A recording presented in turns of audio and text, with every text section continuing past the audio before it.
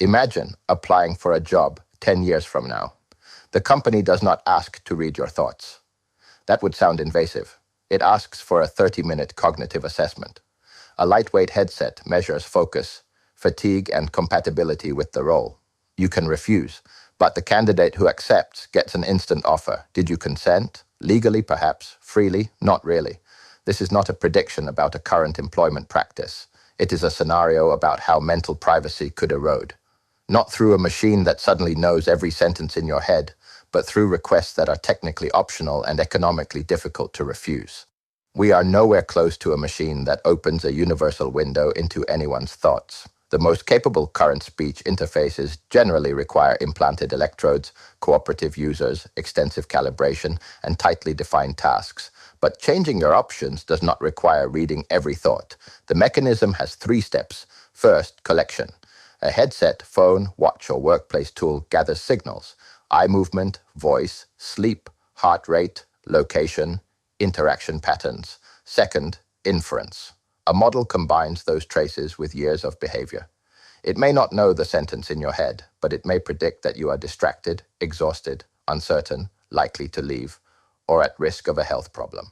Third, coercion.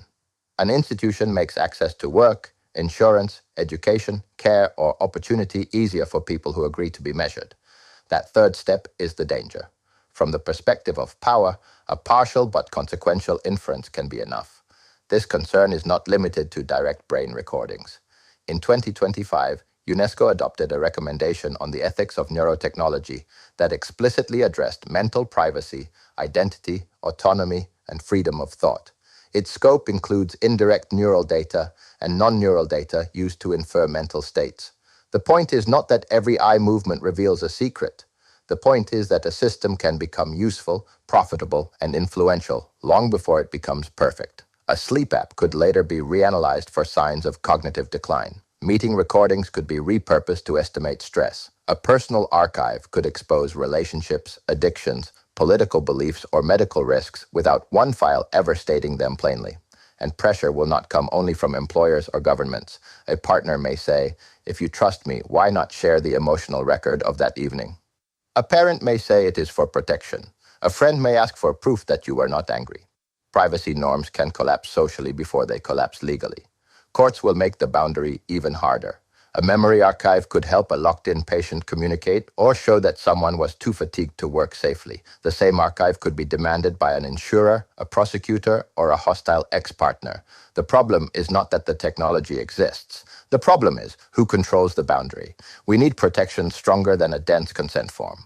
Call the goal mental sovereignty. It means a right to use a service without surrendering unrelated cognitive data, a right to know what was inferred and to challenge an inference that labels you unstable, inattentive, or deceptive, a right to keep sensitive processing local where possible and to export or delete a cognitive history, and a right to refuse monitoring or enhancement without becoming unemployable. Those rights have to work for ordinary people, not only for people who can afford private devices and private clinics. Otherwise, privacy becomes a luxury product. Some people will buy offline tools and local models.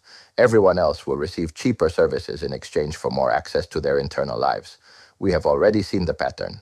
Free email in exchange for behavioral data, free social networks in exchange for attention, lower insurance premiums in exchange for monitoring.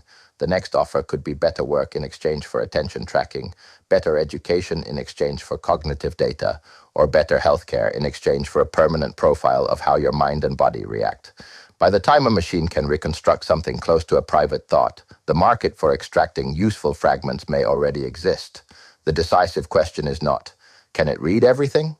It is, can a powerful institution learn enough about my inner state to change my options? If the answer is yes, mental privacy is already at risk. And the system that makes this possible may not begin with a brain chip. It may begin with the personal AI that knows your life well enough to act inside it. I'm John, and this is Simple Speculations.